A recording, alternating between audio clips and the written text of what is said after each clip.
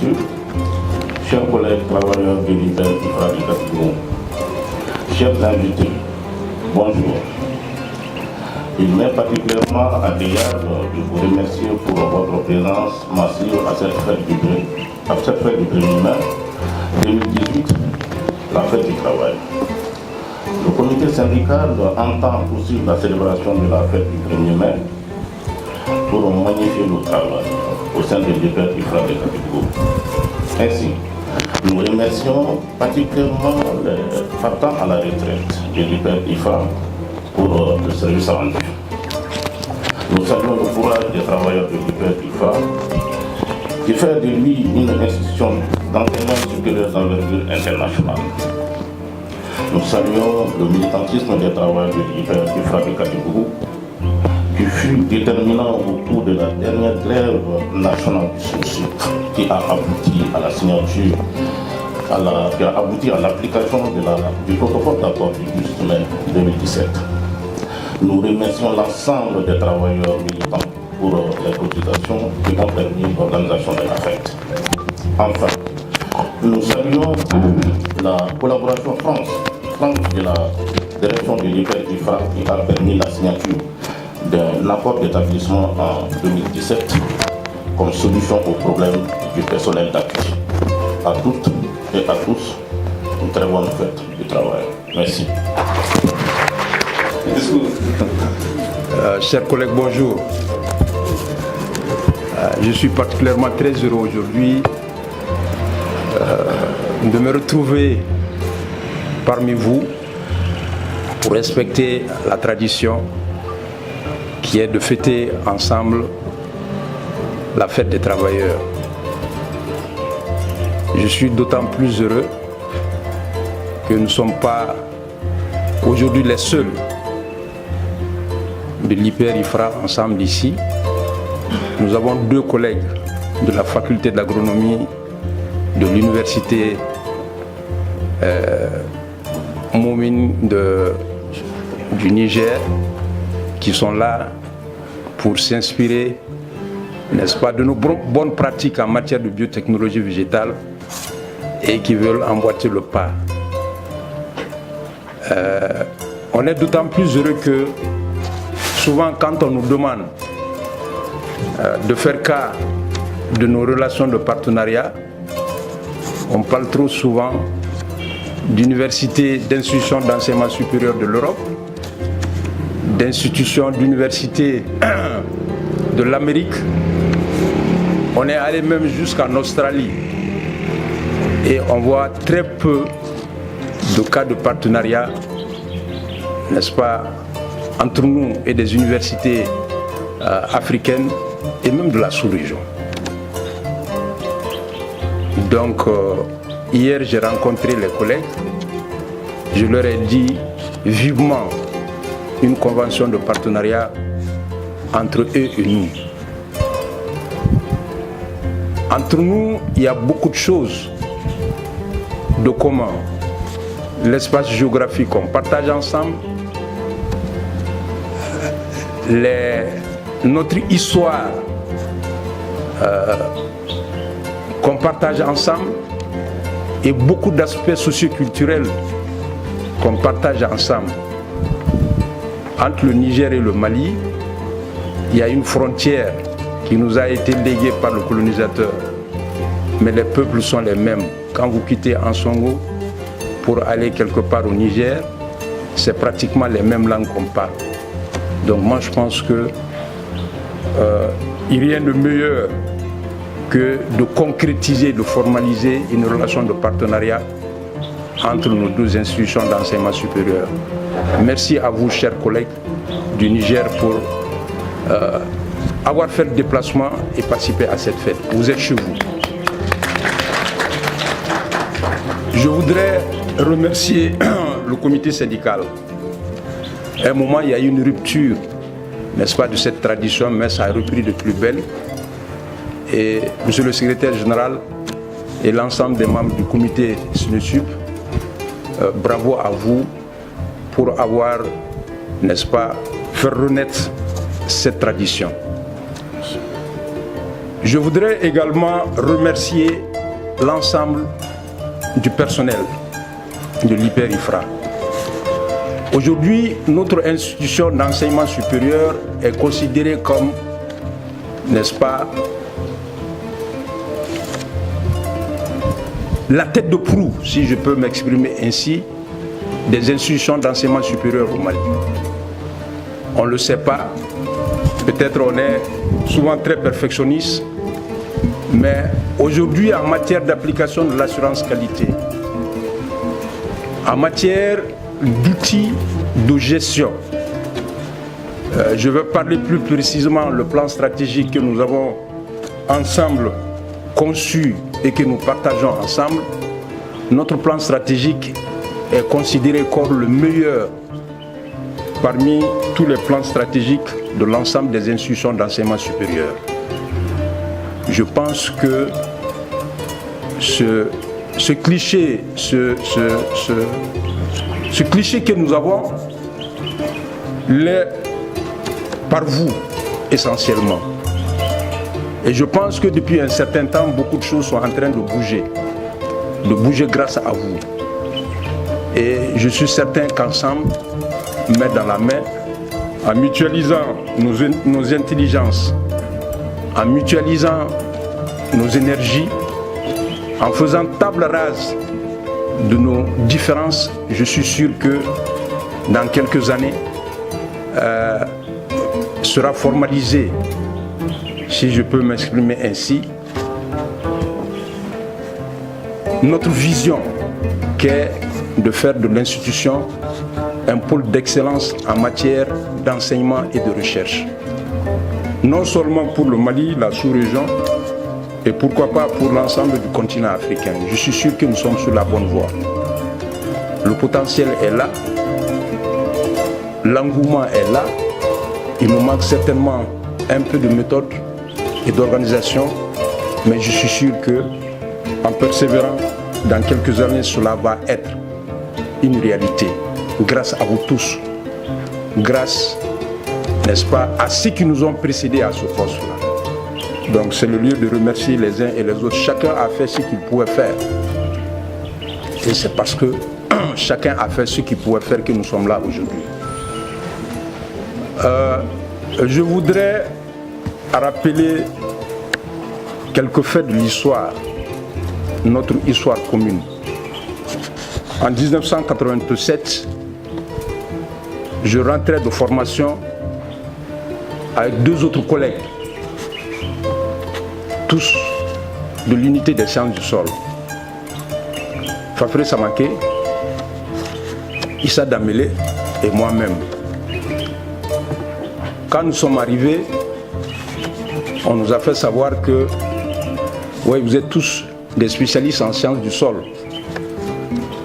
Mais il n'y a qu'un seul poste à prendre, un poste vacant d'agrochimie. Fafré a choisi le cours d'agrochimie. On nous a fait savoir que la géologie est là, occupée par un vacataire. L'expérimentation agricole également. Donc si vous vous sentez à l'aise, donc il s'agissait de nous deux restants, Issa Damele et moi. Donc allez-y, que chacun prenne une matière. Issa a fait sa thèse en pédologie. Il a dit que la géologie est le fondement de la pédologie. Donc moi je vais prendre la géologie. De ce jour à maintenant, il a évolué essentiellement dans la géologie et il est devenu Bagéo.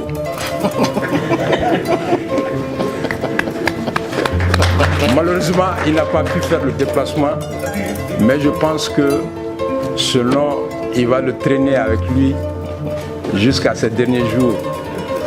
Ça, c'est certain. Et il y a un vacataire, un chercheur de l'Institut d'économie rurale qui dispensait le cours d'expérimentation agricole. Il s'est trouvé que je me suis intéressé, quand j'étais encore avant ma thèse, sur les bancs à cette discipline.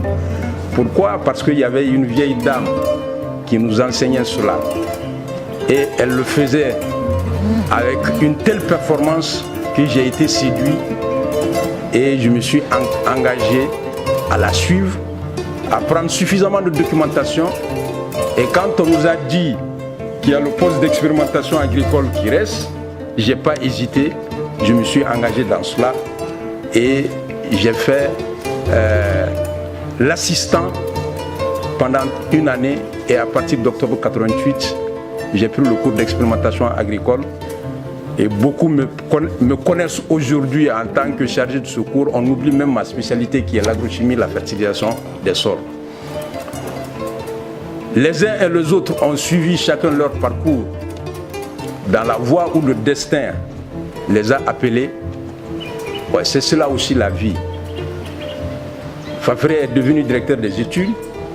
Je lui ai emboîté le pas. Ensuite, il est allé à l'Université du Mali en tant que secrétaire général, à la direction nationale d'abord de l'enseignement supérieur en tant que directeur adjoint.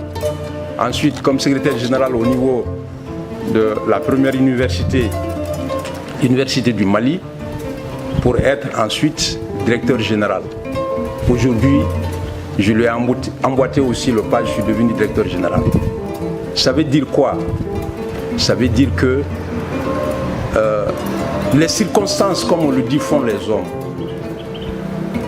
Mais dans la voie où le sort a voulu nous appeler, la sagesse voudrait que, quels que soient les écueils, quels que soient, n'est-ce pas, les petits souvent écarts de langage, quelles que soient les frustrations qui peuvent naître par-ci par-là, il s'agit de rester sage, de rester humble, de se dire que nous sommes mus par le destin et nous suivons la voie que le bon Dieu nous a tracée.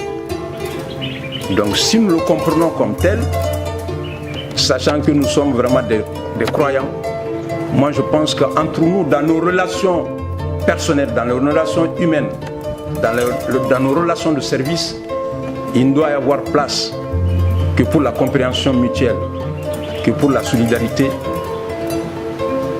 et rien que pour cela, pour que nous puissions vivre heureux, pour que le service puisse bouger.